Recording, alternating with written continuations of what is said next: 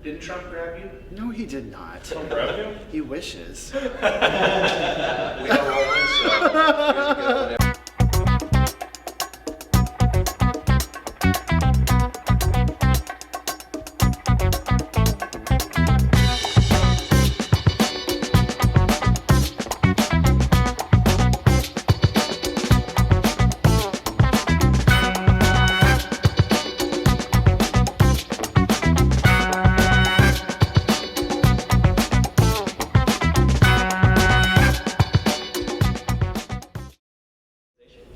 So Outright Libertarians is the GSM caucus in the Libertarian Party. We're an educational nonprofit, and our job is to build a bridge between GSM people and libertarianism.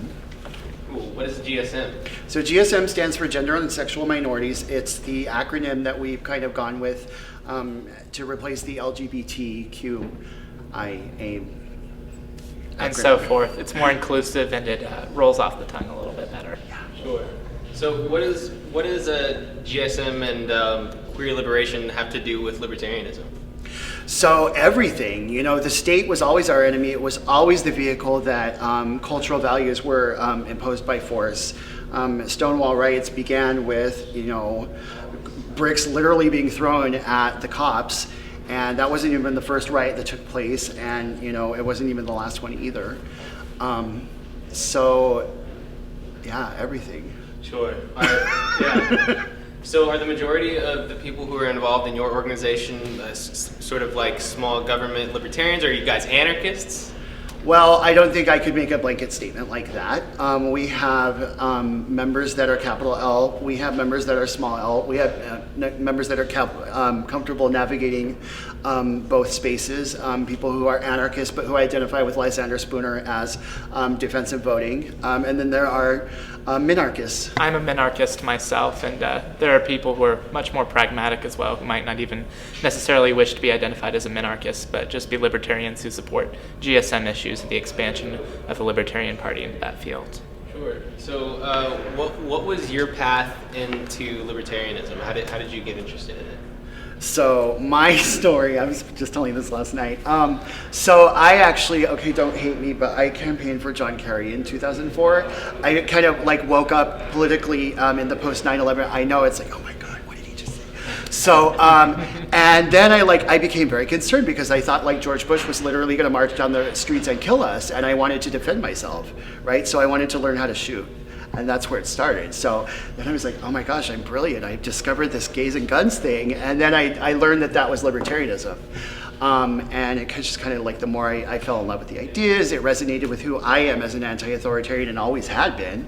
And so I was a neoconservative myself. And then one of my mom's ex-boyfriends actually was a huge Ron Paul guy. He was a big conspiracy theorist, thought Jews ran everything. And through that route and meeting with this guy who was a wonderful man, I got involved with the Ron Paul thing, became a Tea Party, paleo-conservative kind of thing, and eventually transitioned my way socially more liberal until I got to that minarchist sphere. And here I am today. Yeah. Do y'all think the attitude surrounding queer people has improved over the last years? Is it better now than it was during Stonewall? Marginally.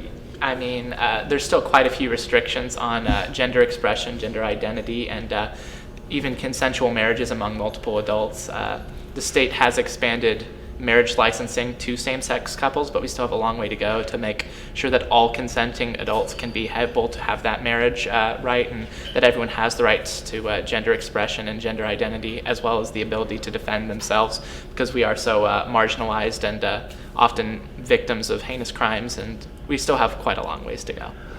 I would echo that we have a far way to go, and I would also maybe point out that I think the mainstream movement has liberated people who present normative identities, but people who are non-conforming or who just, aren't interested in fitting into mainstream cultural values have not really been liberated hardly at all.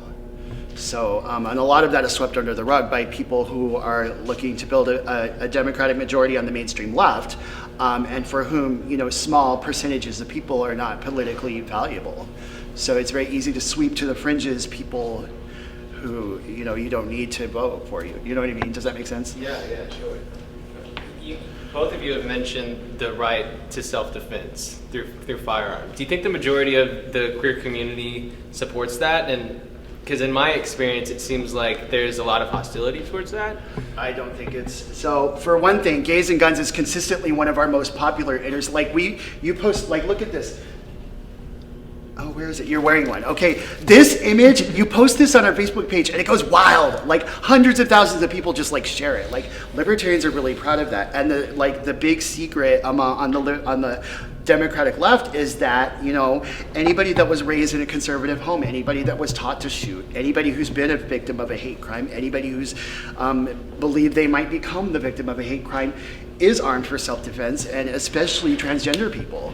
So there's a huge, I mean, I'm not gonna put numbers on it. You're right, that hostility does exist, especially with people who have kind of like a partisan interest in the Democratic Party. But I don't think it's as monolithic as all that. A portion of that is the continuing narrative of the Democratic Party and the left as a whole that doesn't actually care about GSM issues. They care about GSM votes, and by disarming them, they keep them in fear. And this perpetual fear is what keeps them in this realm of, oh no, guns, they're so scary. And that's what the left wants to accomplish, to manipulate GSM voters to continue the regressive and fear-mongering policies, and that's a big problem. Sure. So how do you get people who are on the Democratic left interested in the things that you're doing? I'll let you take that. We just keep being awesome and keep, you know, so basically the old parties are, you know, digging their own grave. Every single election that goes by, it becomes more and more difficult to really believe that what they're selling is actually what they're selling, because it just doesn't match up with reality. The promises and the broken promises just, you know what I mean? So just like I did, I campaigned for Kerry. Guess what I did? You know what? I also took part in the Democratic takeover of Congress in 06. That was my fault. But guess what? I woke up like right after that. And I'm seeing a series of people do that. So I think that by just kind of embracing who we are as a movement, not as, how do I put it? So anti-authoritarianism is just cool. It's just fucking cool. Like, Americans are badass people. Like, these are badass ideas. Enlightenment ideas are just like, it's the idea that we should be like, speaking truth to power and defiantly doing so is like, that resonates with who I am. And I think it resonates with a lot of who other people are too. And I think just holding that forth and like really living it and letting life, you know, breathe life into that idea, I think makes it more attractive. Like, would you rather want to be doing activism with boring people or fun people? I'd rather be with, you know, fun people, right? So I think being fun is like one of the best ways to do that. And to expound on that, we really try to show people on the left that we as a party do care about them and care about all of their rights to expression, all of their personal freedoms, their economic freedoms, and their right to self-defense. We take it a step further, you know, several steps further than the Democratic Party does. We supported, you know, same-sex marriage equality since 1971, while the Democratic mainstream honestly still hasn't shown a willingness to support that. And we support, you know, transgender rights, always have, as well as other sexual minorities. So by taking it further and saying, hey, we care about all your freedoms, while the Democratic Party might not necessarily do that, I think that that's a way that we can appeal to GSM.